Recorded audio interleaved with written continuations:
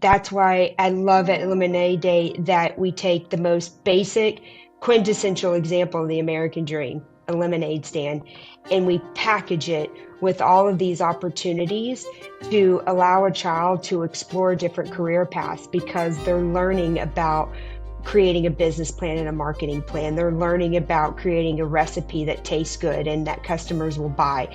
They're learning about site location to maximize foot traffic and drive profit. All of those things are opening kids up to learning different methods and how those learnings actually apply to different situations in the real world. But you've got to give a child the opportunity to explore, because I don't know about you, but how effective was it when we were younger and teachers or school administrators want to say, what do you want to be when you grow up? Well, I have no idea because I only know what my parents are taught or what my parents tell me or what I see on TV or what I'm hearing from other people. So you go to those more generally accepted careers that you don't really have a chance to see what else is out there in the world and figure out how your skill set can apply to those different situations.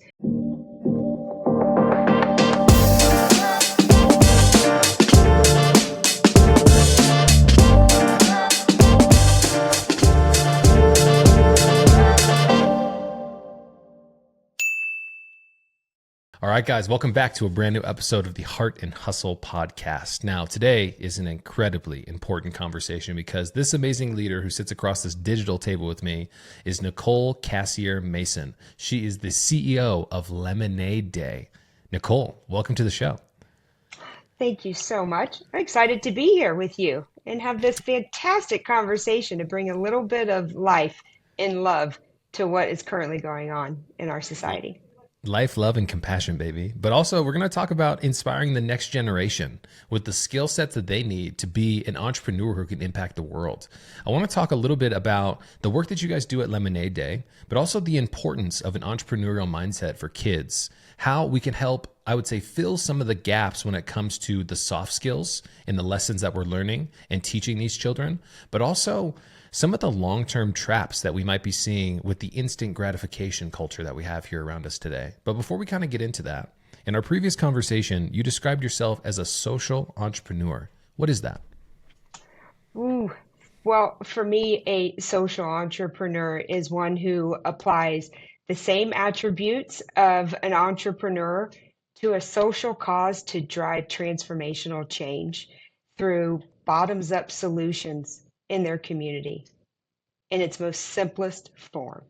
Bottoms up solutions in their community. Let's double click on that. What does that mean?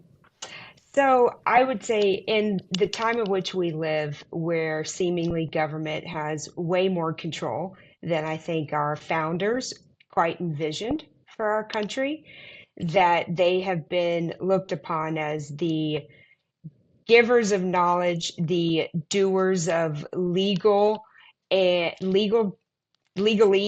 things, but they have put strings in place and barriers in place that, quite frankly, I don't believe government has a place for, because it's the people. We know our communities and the depths of our communities the best. And I believe that the way to drive change is through the voices of our communities. And when I say bottoms up, when we have so much top down regulation being thrown at us from the government, if you're going to corral people to collaborate and ignite around a joint goal and a joint vision, it needs to come directly from the people, and it needs to be contextualized in the communities in which they come from.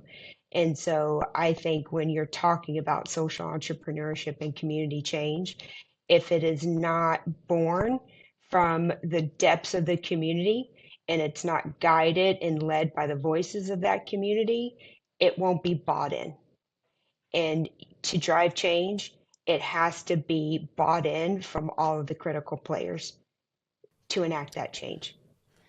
User-informed solutions, right? I think about the world of business. Me and my team, we work heavily in the tech space. And one of the biggest problems that I recognized when I started my professional career in 2014, I was in healthcare. It seemed like a lot of the technology, patient portals, communication platforms were always configured and created in a lab, right? And then pushed from top down. And so by the time it got to the end user, they were like, who invented this thing and why is it so difficult to use? That's what I'm hearing a little bit of in your Yep, analogy there. it very, very much. It all things sound good on paper until you put it into action. And I think that's at the root of a lot of our biggest disconnects is there are a lot of well-intended people that apply frameworks that then just become black and white playbooks to be implemented and not contextualized. And that is the biggest issue is things have to make sense given the context of this of the community in which they live. And realistically, I sometimes get a lot of flack for this, but this is one of my key beliefs is entrepreneurs create the change that we need in our communities because it's somebody who has a different perspective, who's brave enough to take a chance and create something are the people who actually make true lasting impact. And I think we need a little bit more of that today than ever. Amen. And that is one of the biggest reasons why I connected to the Lemonade Day mission, because our founder will be the first to tell you that the attributes of a successful entrepreneur correlate to those of being a successful, thriving human being. There was, in our previous discussion, you talked a little bit about your extensive history in the nonprofit space, as well as in the affordable housing and homeless services space as well. So my question for you is, why did you do the work that you did in such key areas of our communities like, nonprofit work and affordable housing and homeless services? What was the inspiration behind that very early on in your life? Ooh, biggest inspiration was I wanted to be a part of something bigger than myself. And I wanted to leave this world a little bit better than I found it. And I know that the mission centric work of a nonprofit is kind of at the core of driving so much of that change and bridging the gaps from government, business, and the real world. And I knew that was where I needed to be. I had my first lemonade business when I was 9 years old, Little Nicky's lemonade stand, and it was not an immediate success. I knew, honestly, I think it was the first time in my life that I realized this glowing personality of mine was only going to take me so far. Because if I was going to get people to come back for a second cup and make any semblance of money, I had to make some changes. I just had no idea where to start. I wasn't taught financial or business literacy in school. I wasn't taught how to apply my academic learnings to the real world. But I had the privilege of being able to go back home and vent my frustrations to my parents about how difficult the world of sales is. And they had the wherewithal to sit me down and coach me on the simple steps of goal setting, creating a plan, working that plan, and achieving results. And coupled with that, they taught me the importance of spend, save, and share. And when I say that, I mean spending money on myself, taking some of my profits to treat myself for my hard-earned work, saving and investing in my future, but then being good steward of my resources and using my money to be a part of my community solution. And so that literally got hardwired into me from a young age where I started to see the world different and the role that I could play in that world. Why are we learning some of these lessons in our education process? Mm, I would say the biggest reason right now is our education system is set up to educate kids and prepare them for academic testing. And when you have a limited amount of time in the classroom with teachers and students, it's understandable why so much of their learning has to be focused on that testing standard. But at the same time, it handicaps them on getting creative with how they teach. And a lot of it has to do with capacity and bandwidth.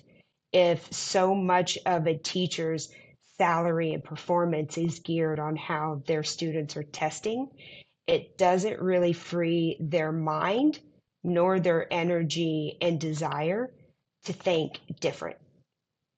And because they're teaching to an academic test, much of that isn't being taught on how to what's the transferability of those learnings from a classroom to the real world if those questions aren't being asked on a test? And so that's where folks like us come in.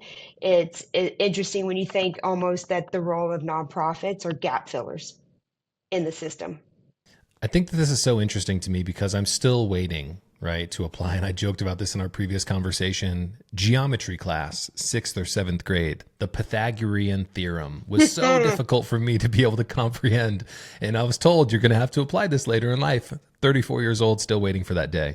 It's just a really interesting perspective that I think we need to reflect on more, because it seems like we're missing a huge spectrum of knowledge. When I say spectrum, performing well on a test, right, does also not cover the ability to have a growth mindset or to overcome challenges or build tenacity and grit, which are the actual skill sets, being honorable, being truthful, that you have to apply in the real world environment of business and life, rather than just trying to perform incredibly well on that spelling or that history test that we have been measured on our entire career, which is so wild.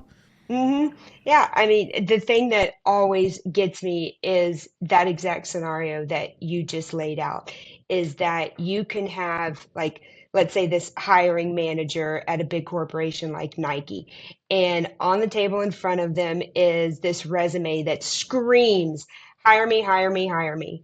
And they've got a degree from a top tier university, awards of excellence in writing or math solving, gold medal in robotics, solid GPA, but yet here sits across from you this different visage, this young person that's kind of unkept, picks at his or her wrinkly shirt, fixated with their eyes fixated on the floor, and their voice is shaking just at first handshake. And all of those skills just cry out the need for, where's your ability to shake hands and look someone in the eye and passionately sell yourself and what you're good at doing, if you haven't taught them those things, or they don't have parents with the wherewithal that mine did? And in my opinion, it's such an easy thing. That's why I love at Lemonade Day that we take the most basic, quintessential example of the American dream, a lemonade stand, and we package it with all of these opportunities to allow a child to explore different career paths, because they're learning about creating a business plan and a marketing plan. They're learning about creating a recipe that tastes good and that customers will buy. They're learning about site location to maximize foot traffic and drive profit. So they're learning all these different things around whether it's creating an artistic form like marketing and branding, or recipe making and their love for cutting up different fruits and lemons and concocting recipes, or site location and learning about kind of the development of urban areas and the way in which it's designed. All of those things are opening kids up to learning different methods and how those learnings actually apply to different situations in the real world. But you've got to give a child the opportunity to explore, because I don't know about you, but how effective was it when we were younger and teachers or school administrators want to say, what do you want to be when you grow up?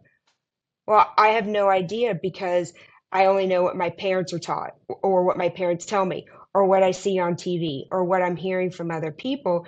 So you go to those more generally accepted careers that you don't really have a chance to see what else is out there in the world and figure out how your skill set can apply to those different situations. We've got to give children that kind of leeway into making those decisions through opportunities. We have to allow for them to taste the world, right? One of my favorite sayings, and I joke about this because I have some great leaders from higher education, dean of students at major universities like Ohio State and Penn and stuff like that. And I always say, it's so funny to me how we expect a 17 or 18-year-old to go out into the world after graduating from high school to make one of the biggest or multiple biggest decisions of their life, my career and all this debt that I'm going to take on. But yet, 1 month prior, when they were still in high school, they were having to raise their hand to go to the bathroom. It Yes. seems like a little bit of a dichotomy to me. It's a very big dichotomy. And I think that's why when I talk about social entrepreneurship, it's not just the work ethic and the grit and perseverance. When you talk mindset, your mindset is driven by your ability to self actualize and have confidence in yourself and what you can offer. And I don't know if you knew this, but I was shocked to learn that not only does someone's hardwiring get set between the ages of birth and 10, but did you know that self esteem is built in the first 7 to 8 years of a child's life? I did not. Built. And that is when I say, like, when if you don't give children opportunities to not only self actualize, but to learn about their skills and their aptitudes and to find what they're passionate about, how can you expect them to graduate confidence knowing what they want to do if they're still figuring out what level of confidence they have? And that's the biggest thing. If you're going to charge a child to dare and dream big, you have to equally give them the opportunity to have the self esteem to believe that they could dream and fail hard. How can you convince someone to do that if their self esteem is wavering? It's such an important topic of discussion because, the only way in which we get good is by doing. And the more we do something, the better results we get. And the better results we get, the more we want to do it. And it's like a self-actualizing circle, right? A prophecy, if you will. I want to touch a little bit on something that's really important to me, because in our previous conversation, you said that you have a serious passion for breaking the generational cycles of poverty. Now, why this is important to me is my great-grandfather was a sharecropper in Arkansas. My grandfather was born in the 1930s and was discriminated against just because of the color of his skin. My father was the first entrepreneur who, in his family, took extreme risk and put me and my family in a situation to live a completely different lifestyle. We broke that cycle of poverty because of entrepreneurship. Why is that something that's so important to you? So you remember my sharing with you my firsthand experience in this space, and that was prior to joining Lemonade Day. I had firsthand experience through a 12-year career in the affordable housing and homeless services space, where I witnessed firsthand that statistic play out around the early age of children building up their confidence and self-actualizing. And when you witness families and children entrenched in the cycle of generational poverty, coupled with the lack of sufficient social and educational supports to keep the flame burning, that we know children are born with that flame, that fire, that raw natural potential. If you don't have ways to keep that flame burning, it's no wonder why so much of their hope was lost, because they couldn't see a way out of their family and what they were born into. And I just started to imagine a world where I could put affordable housing and homeless services out of business. Now, I know that's lofty. I know some people out there will think it is inevitable, but I definitely believe it's doable if we are grabbing children at the early age and exposing them to opportunities, showing them how they can apply their learnings to the real world and give them experiences to do that, to nurture that flame and to keep it going. It's not just a one and done endeavor. It has to be a flame that is fanned early and often over time so that they can see a way that's different than what they were born into. And so much of what we are doing is proactive, right? We wait until high school to start having career exploration conversations. We wait until, if you're lucky, high school, if not post high school, to teach financial literacy and things like that. Well, you're already hitting kind of a double whammy, because not only is it a later in life intervention, but coupled with the fact that their hard wiring is already being set, you are now spending your time trying to undo 18 years of hard wiring and learnings. And it's a heck of a lot more economic if we can be proactive than reactive. The mindset of an entrepreneur is something that will carry you for the rest of your life.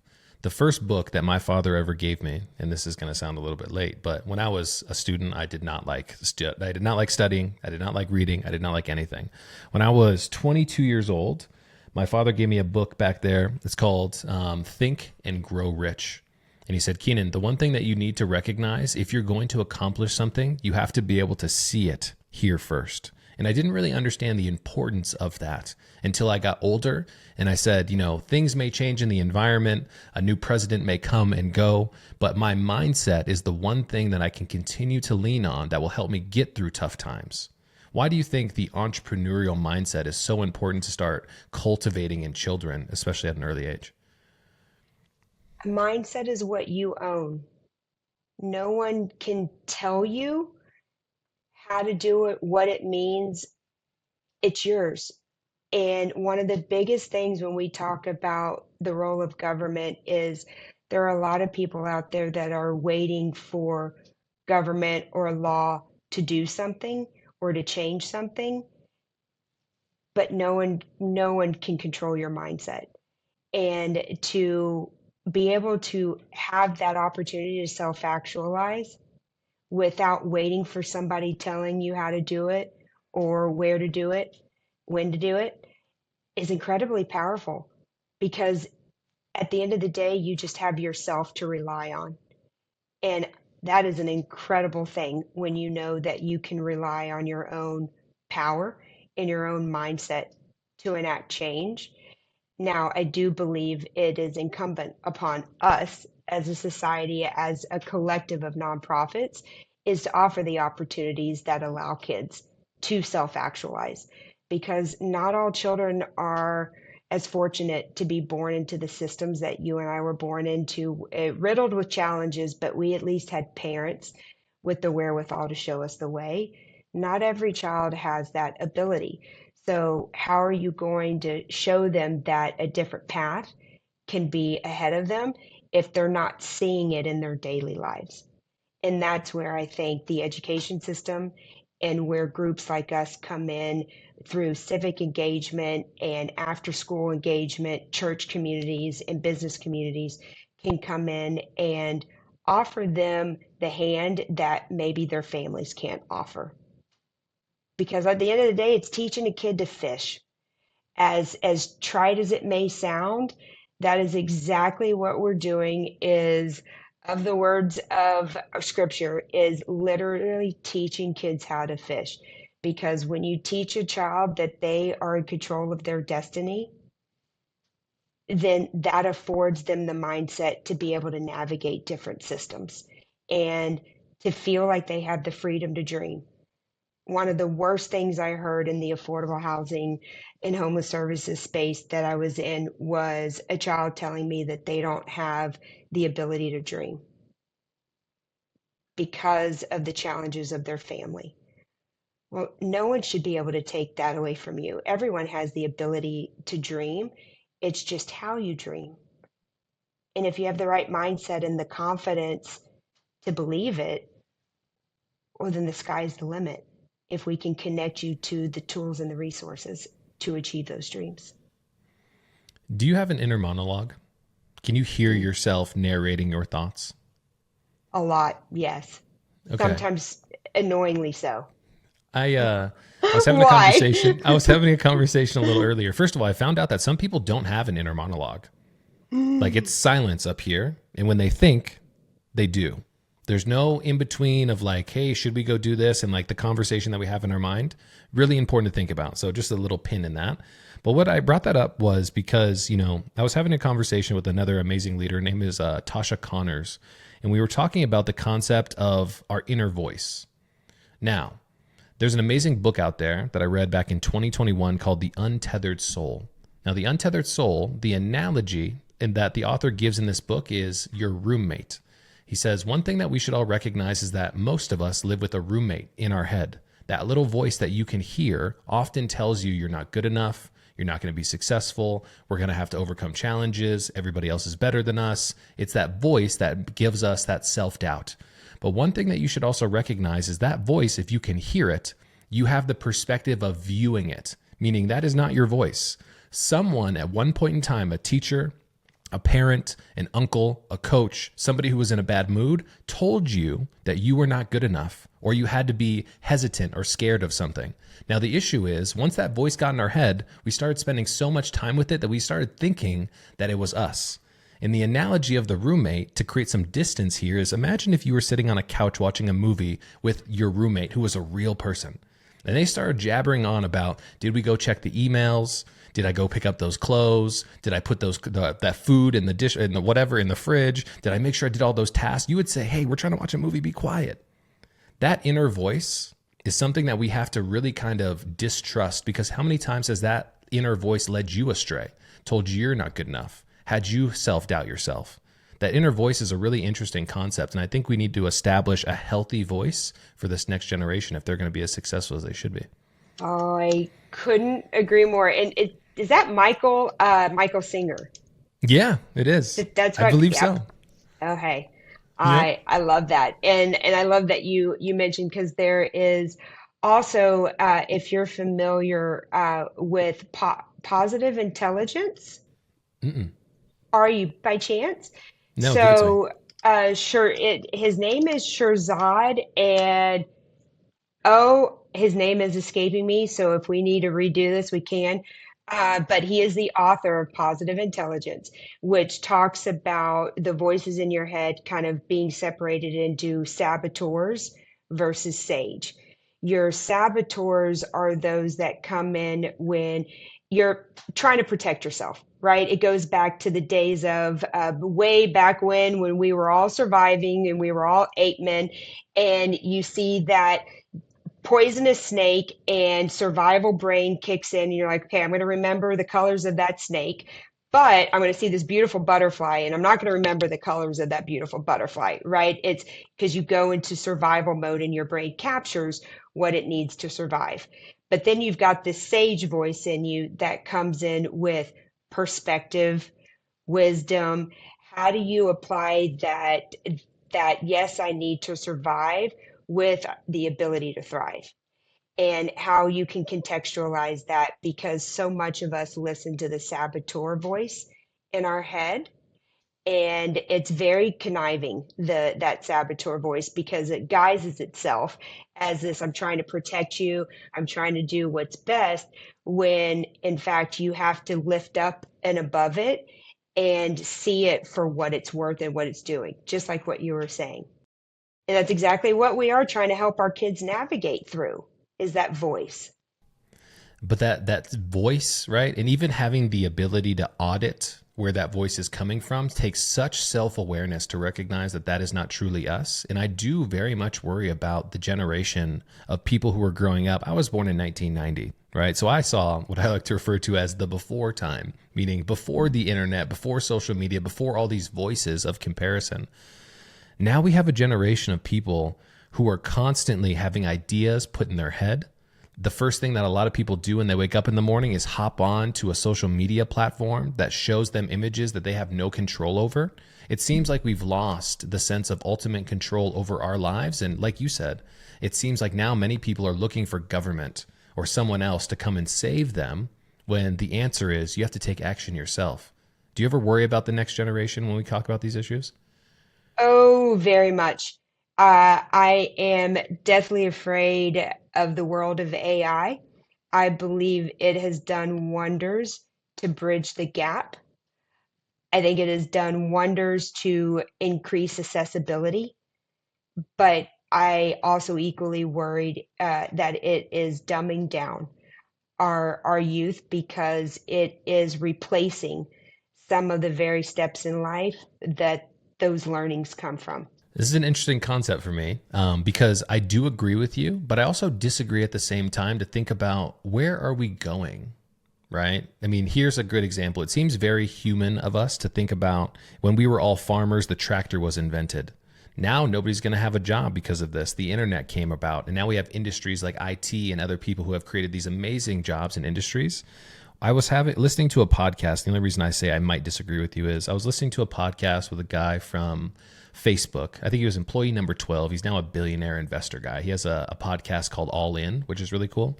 And he was talking about what we're going to have to do is rethink about our education system, Because when you have a tool like artificial intelligence that can do everything on your behalf, the way in which you think about your problems has to shift. We have to be critical thinkers about how we solve problems rather than how we do the work to execute on them. And so I think there's a dichotomy there of, is it scary? Absolutely. But we as humans have to elevate the way in which we think to be able to have more leverage over the technology. But I don't know if everybody has the capability and the awareness to kind of dive through a conversation like this. Yeah. I appreciate how you just said that, and because it is a both and. I do believe it's a both and.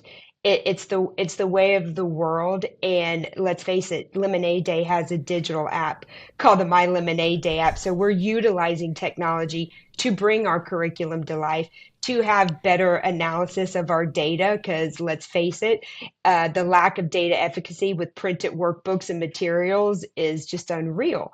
So I'm with you. It does need a balance. It just can't completely supplant. And so much of that comes from my experience and learnings around human connection that I know for a fact one of the single causes of homelessness is the loss of community and connection. 100%. I know from the Search Institute that there are 40 known developmental assets, which are known as the nutrients that children need to be successful, thriving human beings. And so much of it at its core is around community and connection. It's helping give real world experiences that can help youth develop the communication, the language skills, and build connections directly in their environment to help them understand a world outside of their own. And it has to be both because you cannot learn that level of discernment and self awareness if you are not building those real connections. And maybe we're in a phase of transformation right now. I heard Joe Rogan one time on his podcast say that we are human beings who are creating these digital cocoons around us, right? And if you think about the process of, a caterpillar turning into a cocoon, it goes into this cocoon turns into a butterfly. It goes into this cocoon where it's isolated by itself for a couple days, and then it comes out the other side. It's a beautiful new being. I wonder if we're seeing the opportunity right now where we as humans need to let technology do what it does, but we really need to get back to the emphasis of that human to human connection. That will be the antithesis for everything else. The sense of community, showing up as a human, developing soft skills, being inquisitive, being curious, being empathetic, being compassionate. I think that maybe the pendulum is swinging back in the other direction, but we just can't see it because we're in the middle of the cocoon right now. I would agree completely, especially when you think about the soft skills development. I mean, I think you and I talked about this before, that when you've got, what is it, almost one out of every five corporation that you interview, they're going to talk about the challenges of finding people with soft skills, with problem solving skills, communication skills, the ability to discern and to negotiate and to advocate and to see things that might look black and white, but to see them contextualized into different areas. And you don't get that anywhere else other than relationship building and community engagement, where you can bounce your words off of different sounding boards. And you could do simulations all day long in AI, but nothing can prepare you for that real world experience where you're looking your customer in the eye and engaging in dialogue with them. One of my favorite business entrepreneurs out there, I'm not sure, have you ever heard of a guy named Alex Hormozy? No. Okay, so Alex Hormozy is a rags to riches story. I can't really say rags, but he was an incredibly smart student, right? He went to Vanderbilt, I believe it was, graduated in 3 years, was going to go to Harvard Business School. While he was going through the process of taking his GMAT and applying to business school, he got asked a question on the application. How will the GMAT from this university, or your business degree, whatever it looks like, translate into you being more successful? And in that moment, he thought to himself and said, okay, am I going to spend 200 grand on an MBA would I better spend that 200 grand of me actually going out and starting a business myself and learning the lessons of talking to people, communicating, influence, sales, marketing, operations? Well, needless to say, he took the path of starting his own business, scaled it to about 40 million a year. As a 27-year-old was taking home like 1.5 million a month from a gym business, which was insane. But now he talks about how important experience is. You know, in the world that we live in today, often the GPA, no, not talking down to anybody who's gone through higher education because there is a space for that, but the diploma doesn't get you as much as it once did. There's a new generation of people who are out here in these spaces who have incredible amounts of lived experience, which I feel like a lot of employers are now looking for. Because who would you rather hire, Nicole? Somebody who graduates who's got a degree with zero experience, or someone who's doing the exact job that you're hiring for with 10 years of experience? Which one's more valuable? The latter. The latter. And most of it stems from people-centered. I mean, when you're talking about driving transformational change and building a culture, especially a corporate culture, it requires people-centered. It's fostering of the rich people-centered cultures and getting people out of the individuality. And that's one of the things with AI is so much of it can put people in a disconnected role where they're behind a computer, not engaging with people. And it's the people-centered aspect of it that helps me understand your ability to discern and pivot and navigate different relationships and experiences. I completely agree. I do worry about some of the long-term conditioning, if we will, that we've seen on both the younger employee perspective, but also the older generation of leaders. We all live in a world now where convenience is top priority. Uber Eats, Postmates, everything that you can get with a couple clicks on your phone and it's instantly to you. Amazon, next day delivery, AKA it could be here today. I want to know what you think about the prevalence of instant gratification on our younger generation. And is it a negative thing when they're trying to build businesses that can last beyond the trend of drop shipping or XYZ? Again, it goes back to balance. It doesn't have to be one or the other. As cheesy as it might sound, it is a yes and. It's the way of the world we live in. We live in a world now where things can come to us faster than horse and buggy. Praise Jesus that it does. All right. But it's not our sole focus because quick wins and convenience, again, contextualized. I don't know if you've ever done Gallup's Clifton Strengths assessment. I have not. Have you heard of this? I have. I'm going to share a free code with you because it is eye-opening. And context is my number one strength. And this is because I see so many things in the context in which it is. Convenience, for all intents and purposes, is just that. It's for me to run off to the side of the road, fill up gas real quick, grab a bottle of water, or to order something from Amazon that ordinarily I'd have to go shopping for and peruse a bazillion aisles for. Okay, that's one thing. But convenience when it comes to life lessons, if we haven't learned anything from our ancestors, it is that nothing is a quick win. Yes, there's Ozempic. Yes, there's all the diet fads and all of that stuff. But if we don't have enough study and data from all of that to show that quick wins are very short-lived, I don't know what. But the very thing to lasting change is multiple experiences frequently over time. And if you don't start young with our children when they are impressionable, but not even just impressionable. It is when all of their faculties are being formed. It's when the power of decision making is being formed. If you're not grabbing them there, how can you then make a case for systemic change when the only thing to change the system is time? And it's not just time because it takes years to change a system, but it's starting at the right time early on in a child's life in order to change their trajectory. That's systemic change.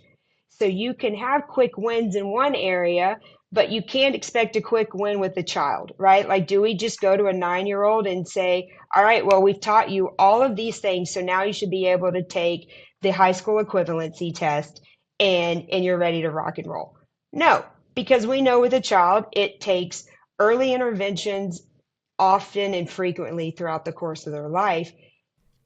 So why are we not applying that same kind of modeling and thinking to other areas? I could not agree with you more. One of the benefits of my entrepreneurial journey is I've been in business consistently since 2014. So I just crossed 10 years. And I'll tell you what, something magical happens when you have a business, and I'm going to use it in this context, that compounds over time. Now, you can make $10 last year, but if you keep that $10, you make another $10 this year, you have $20 total. That compounding factor of sticking with something for a long time is where greatness comes from. I even was going through a little bit of a challenge in my life where I was talking to a mentor, and I had just finished playing college baseball. I got hurt and it wasn't for me anymore. And he said, Keenan, and I mentioned this in our previous conversation, someday you're going to have to choose to go pro at something other than baseball. And in that moment, I looked at my competitive greatness from wanting to play season to season in baseball, knowing that it was going to end someday. But this new life that I was living in business, the seasons never end until I stop playing the game. I want to know, what is the importance of mentorship at Lemonade Day? How do you guys put little ones in the room with somebody who they can look up to, and why is that so important? The biggest thing for all of us is to see what the potential is for us to be. And you have to provide that role model, that figure in a child's life in its real form. Putting an Instagram influencer in front of them and saying, this is what you aspire to be, is not enough, because so much of that is where a child is going to assume the easiness of it, or the, maybe I'd say the easiest of it, but also it's you can sugarcoat all of the challenges and failures in an Instagram post. You have to experience that and you have to feel it. And having a role model of someone that you can aspire to, that is close to you. It's not a famous person that you're never going to shake hands with. It is a real human that has lived experience, that can share with you their lived experience and empathize with you through that shared experience. In a most ideal world, we want to tell every child that their mentor is their parent. That's not always the case. Not everyone is as fortunate to have a parent in their life that is a role model, which is where your educators come in, or where your corporations and their volunteers come in. To be able to connect a child with a real life example of someone that looks like them, that has similar experiences as they do, that they can walk hand in hand with and journey alongside of, it's critical. And now mentorship could also come in the form of another youth, in the sense of an older youth. We do a lot like with high schoolers and university students where they are mentoring our kids, not just corporate employees who are getting volunteer hours, or not just educators who are fortunately or unfortunately already have the mark of mentorship on their badge. But when you're able to connect a child to somebody older and cool that they can relate to and emulate, is huge. How can you guide a child to maximizing their potential if they can't see it? And that's why mentorship is important to us. But also, it's the transferability of skills. That mentor who is journeying alongside the child isn't just teaching them, but they're giving them different scenarios. They're with them to show, okay, well, here's how you can pivot. Here's how you can think different. They're using real time examples and giving real time feedback. And that's different than putting in feedback into chat GPT and saying, what would you say to this? you hear it differently, you feel it differently with that human connection and just the real life examples. Do you get excited about the current state of entrepreneurship and how it's prioritized by this younger generation? When we talked about our first lemonade stands in our previous conversation, that's not a conversation I have often. But now we've got organizations and leaders out there like you who are showing a younger generation that there's a new opportunity to build the life of their dreams. What do you think about that prioritization of entrepreneurship? Because it wasn't really talked about when I was a kid. You often, when you were an entrepreneur, you were somebody who didn't have a job, right? Exactly. I mean, heck, even my parents who have heard me give my lemonade story and why it's connected to my personal why, even my parents don't see themselves as entrepreneurs because they started one freight forwarding company and they did it really, really well. They didn't sell it and do all of these different stages of seed capital and stuff of that nature. So it didn't follow the Elon Musk or the Warren Buffett kind of path. So they didn't see it. But everything about them is an entrepreneur because also what a lot of people forget of is what makes a entrepreneur is having a raving fan. And your raving fan is your customer. And if you have a customer who loves what you're selling, and let's face it, we are all in sales, whether you know it or not, every single one of us is passionately convincing somebody to action. Well, that's sales at the heart of it. My parents had great customers. They still didn't see themselves as entrepreneurs. But what I see the biggest shift is COVID because COVID did a lot in not only helping folks understand entrepreneurial learning because kids were at home learning on a computer by themselves. They didn't have the same kind of social interactions. So it all of that bubbled up to the surface and it heightened the need for soft skills development because of COVID. But not just that, what we're seeing now is folks understanding that you can create a business and create value, and it doesn't have to be a Applebee's or Chili kind of franchise. That you can create a business in your community that may exist in other communities, but it doesn't exist in yours, and you can add value to that. And so it taught people a lot around I don't just have to work for this corporation that I don't have a personal connection to or I'm not passionate about it, but I can move here and I can do this. And the narrative has changed around entrepreneurship where folks are no longer just thinking an entrepreneur is Elon Musk or Warren Buffett, but that we are all entrepreneurs in our own right. And I get to define that. And that's pretty cool. People are I mean, they're just more willing to take risk. It's literally the definition of being an omnipotent being, right? You think something, now you have the power to create it in your own world and impact everybody around you, which I feel like is such an opportunity. I want to get a little reflective here, Nicole. If you could go back to a younger version of Nicole, let's say 20 years old, and you had 5 minutes of uninterrupted time where you could say, hey, Nicole, here's some advice on how you're going to navigate the future. What would you say to her? Mm, the biggest thing I would say is to think outside of the box when it comes to what you're willing to give of yourself and your time, and to think different than the traditional career paths that are often promoted or advertised or known of. Think about the specific skills you're good at and the specific things you love to do. Start there. Write them out. Don't try to pigeonhole them into a specific career path, but just think, what do I love to do and what am I really good at? And to think about the through line of that. Because more often than not, if people really sat down and did that, they wouldn't necessarily put themselves in a corporate position or a nonprofit position or trade labor because they would find through that through line, well, wait, gosh, I think I want to be a coach because I'm really good at developing people and strategizing and creating vision for a team. So I'm going to be a coach.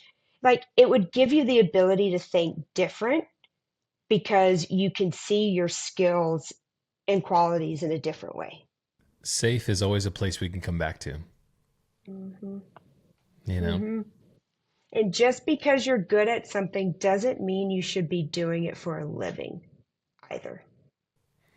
Double click on that. What does that mean? Well, I'll take me for an example. This is my first time being a CEO at Lemonade Day. I've had a 21 plus career in nonprofit, but this is the first. I love it. In the most humble way, I will say I think I'm pretty darn good at it. But I don't know if I want to be a CEO of a nonprofit for the rest of my life because I might want to take those things that I'm really good at, that I love to do, and I may want to apply them in a different way. Maybe I want to be a youth soccer coach, or maybe I want to find a different way to empower kids through entrepreneurship by connecting with more college athletes. I mean, it opens your mind to other things, and people, especially our children, need to realize that that's okay. That I don't have to follow a linear path or a hierarchical path of just because I've been a CEO of this size nonprofit means that I then have to go to a bigger nonprofit to be a CEO there. It doesn't have to be like that. I could just apply these skills in a different way. And that's okay. I'm not going back. It's not embarrassing. It's not seen as a failure, but it's just different. And I should have the power to think different. And you should also have the power to change your mind Yes.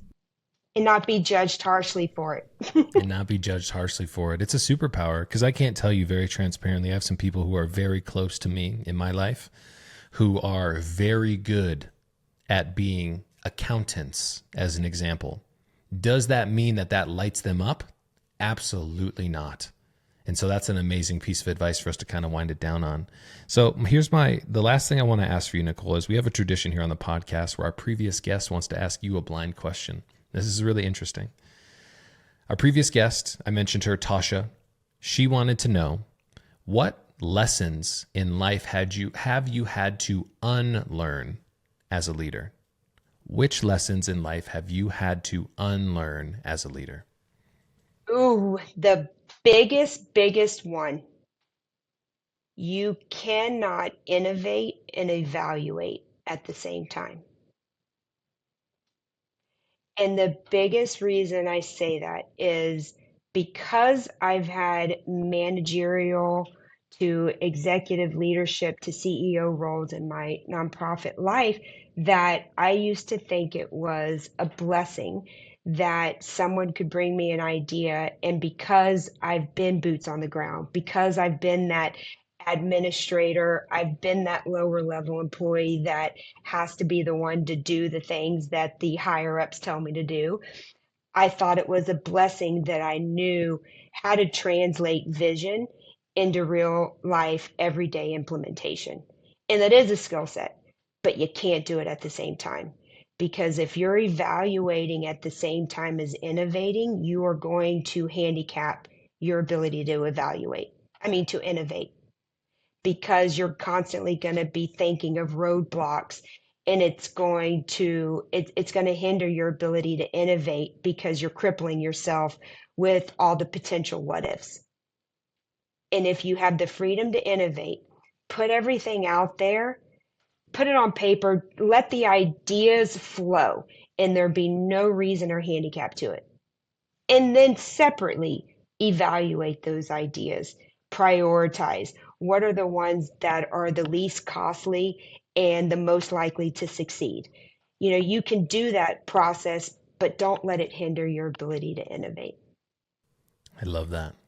That's a beautiful place for us to put a nice little bow on this. Nicole, you are the definition of heart and hustle. I appreciate you for Oh, everything that you're doing to inspire this next generation of great entrepreneurs, instilling the soft skills that they need to navigate turbulent times that they're going to come across in their life, but also the tenacity to stick with things. I can't thank you enough for joining the show. For everybody who's watching and listening, thank you so much for joining us. thank you. And thank you for being the one that brings stories like this to life, because you are the ones, when we sit here and talk about changing the narrative of entrepreneurship, it's because of people like you who are bringing attention to this that are changing that narrative. Well, I could say the same back at you. Once again, Nicole, thank you so much for joining the show, guys. That's a wrap.